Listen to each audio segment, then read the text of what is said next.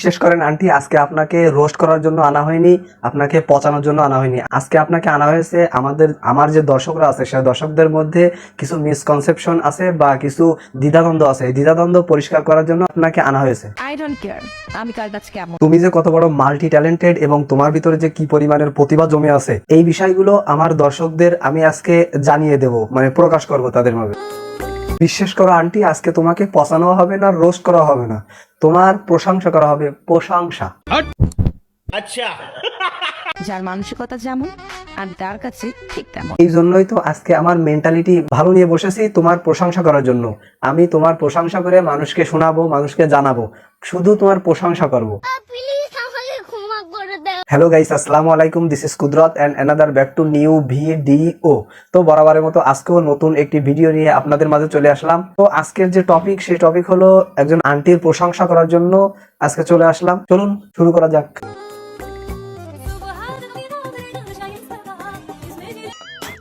এই ভিডিওটা দেখার পরে আপনারা এই আন্টিকে নিয়ে খুবই বাজে বাজে মন্তব্য করতেছেন, বাজে বাজে কথা বলতেছেন। আসলে এটা আপনাদের উচিত হচ্ছে না, এটা আপনাদের ঠিক হচ্ছে না। এই যে ধলা বিলাই এই আন্টিকে নিয়ে একটা রোস্ট করেছিল, রোস্ট ভিডিও করেছিল। রোস্ট করার পর থেকেই মানুষ এই আন্টিকে এখন খারাপ বলতেছে। ধলা বিলাই যে বলেছিল একটা 16 প্রো ম্যাক্স কেনার জন্য কক্সবাজার যাওয়া লাগে। আপনারা কেউ আপুরে খারাপ ভাববেন না, কেউ আপুরে খারাপ কমেন্ট কইরেন না, কারণ আপুর 16 প্রো ম্যাক্সটা খুব বেশি দরকার ছিল, বুঝছেন? এর লেগে আপু কক্সবাজারে গেছিল। একটা 16 প্রো ম্যাক্স কেনার জন্য কক্সবাজার যাওয়া লাগে না, ঢাকাতেই তার বেশ কিছু অপশন আছে বা বেশ কিছু ইনকাম সোর্স আছে, ঢাকা থেকেই সে কিনতে পারে। না মানে আপনারা খারাপ কিছু মনে করেন না, আমি খারাপ কিছু বলতে চাইনি। মানে ওই সে টিকটক করে, ভিডিও করে, নাচানাচি করে, মানে এই জন্য আর কি সে এর থেকে ইনকাম করে। এর লেগে আপু কক্সবাজারে গেছিল। তাই আপনাদের বলতেছি, আপনাদের মেন্টালিটি বদলান, সমাজও বদলে যাবে। আন্টির মান্থলি ইনকাম করলাম 1 লাখ টাকা, মানে বেশি না, 1 লাখ মোটে। আপনার মাসিক ইনকাম কত? লাখের উপর। আমার ভুল হয়েছে, ক্ষমা করে দেন। মাশাআল্লাহ আপু, তোমাকে অনেক ভালো লাগে। দেখছেন আন্টির কমেন্ট বক্সে কমেন্ট করেছে, আপনাদের মেন্টালিটি বদলান, সমাজ বদলে যাবে। চিন্তা করে দেখেন, আমাদের এই আন্টির কমেন্ট বক্সে এই ধরনের কমেন্টও আসে। Thank you so much. আজকে শুধুমাত্র আমি তো শুধু ভাবতেছি যে ভাই বা যে বোন এই কমেন্টটা করেছে তার মেন্টালিটি। ওয়েট, এই আন্টির নিচে ইনি কি করে? কিংডম আমি শুনতেছি। কি শুনতেছেন আন্টি? বলেন।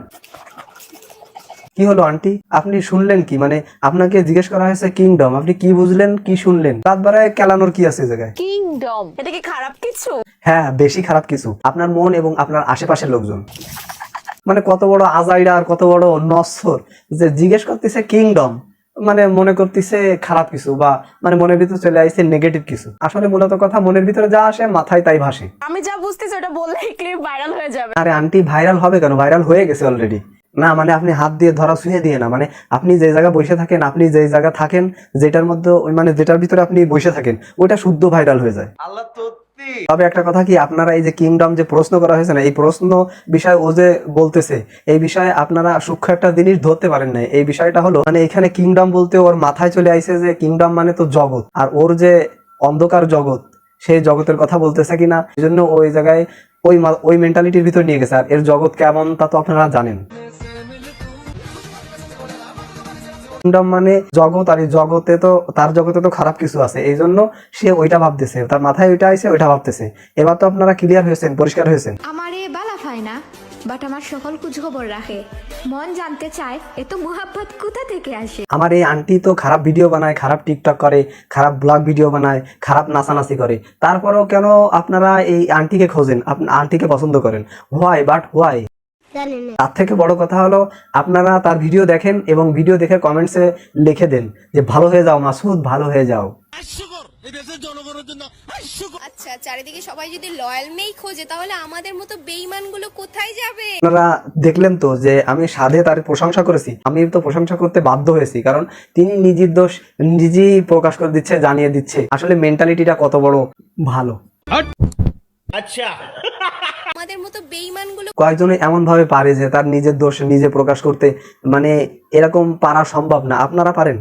আমার মনে হয় আপনারা পারবেন না, মানে এই আন্টির মতো আপনারা পারবেন না। আন্টি সব পারে। আচ্ছা, আর যে এই যোগ্যতা আর তার যে সত্য কথা বলা, এই কারণেই বললাম আমি প্রশংসা করতে আসতে বসছি, না হলে আমি প্রশংসা করতে বসতাম না। আপনারা কি ভাবতেছেন যে আন্টি বাসায় হাড়ি বাসন বা কুড়োই থালবাটি এগুলো মাজার পরে তারপরে তার 1 লাখ টাকা মাসে ইনকাম? আপনারা এমনও ভাবতে পারেন যে সে অন্য কিছু করে 1 লাখ টাকা ইনকাম করে, এটাও আপনাদের ভাবার দরকার নেই। সে তো বাসায় কাজ করেই তো ইনকাম করে। আর আন্টি ওই ভাইয়াকে বলতেছিল যে আমাকে দিয়ে বেশি কাজ করাবেন না, অল্প করায়েন আর কি। এটা আপনারা মাথায় রাখবেন যে সে অশ্লীল কাজকাম করে বেড়ায় না, ভালো কাজ করে। আর সে একজন সুশীল, মানে সুশীল আন্টি, সুশীল। শাওন ভাইয়া, আপনি আমার অ্যাকাউন্টে কালকে যে 2 লাখ টাকা পাঠিয়েছেন ওইটা দিয়ে কক্সবাজার আসছে। আমি তো সারা বছর কক্সেই থাকি, আপনি আমাকে টাকা দেন না, ওইটা দিয়ে থাকতেছি। থ্যাংক ইউ ভাইয়া, পাশে থাকবেন। এখন আপনারা ভাবতে পারেন যে পাশে থাকলেই তো 2 লাখ টাকা দেয়, তা আসলে এখন কক্সবাজার যাওয়ার কি দরকার? পাশে থেকেই মনে হয় 2 লাখ টাকা দিচ্ছে, আর পাশে থেকেই মনে হয় এই ভিডিওগুলো করতেছে। শাওন ভাইয়া, আপনারা কি মনে করেছেন যে যারা টাকা দেয় তারা এই কমেন্টস করে? তারা কখনোই কমেন্টস করে না। যারা টাকা না দিতে পারে তারা কমেন্টস করে, জিলাস ফিল করে, তারপর আফসোস লাগে, সেই হিসেবে কমেন্ট করে। আর যারা টাকা দিতে পারে তারা কোনো কথা বলে না, চুপচাপ থাকে। সো আপনারা আমার এই আন্টিকে কোনোভাবে খারাপ বলতে পারেন না। আব্বুর পছন্দের একটা বিয়ে করব, আম্মুর পছন্দের একটা বিয়ে করব, নিজের পছন্দে আরো একটা বিয়ে করব, এরপর হ্যাঁ, মানে আপনারা এরপরে পাবলিক 12 মানে ভাত তরকারি বলবে। अच्छा আমি চাই আপনাকে মানুষ ভালো বলুক, সুশীল বলুক, মানে যেটা আমি আজকে আপনাকে বললাম। প্রিয় দর্শক বন্ধুরা, এতক্ষণ আপনারা ধৈর্য সহকারে এই পুরো ভিডিওটা দেখেছেন। এই আন্টিকে নিয়ে যে কথাগুলো বলেছি, এই কথাগুলো আপনারা শুনেছেন। শুনে আপনাদের যদি সামান্য পরিমাণেও ভালো লাগে তাহলে অবশ্যই একটা লাইক দিবেন এবং কমেন্ট সেকশনে আপনাদের মন্তব্য জানাবেন। আর আপনাদের কাছে অনুরোধ, ডান পাশে থাকা লাল সাবস্ক্রাইব বাটনটি চাপ দিতে আপনার সামান্য মাত্র সময় লাগবে। অবশ্যই আপনারা সাবস্ক্রাইব বাটন চাপ দিবেন, সাথে সাথে বেল বাটনটিও অন করে দিবেন, যাতে করে নতুন ভিডিও ছাড়ার সাথে সাথে আপনাদের কাছে নোটিফিকেশন চলে যায়। তো যারা ফেসবুক পেজ থেকে দেখতেছেন অবশ্যই ফলো করে দিবেন, এবং যারা ইউটিউব থেকে দেখতেছেন অবশ্যই সাবস্ক্রাইব করবেন। তো সবাই ভালো থাকবেন, আল্লাহ হাফেজ।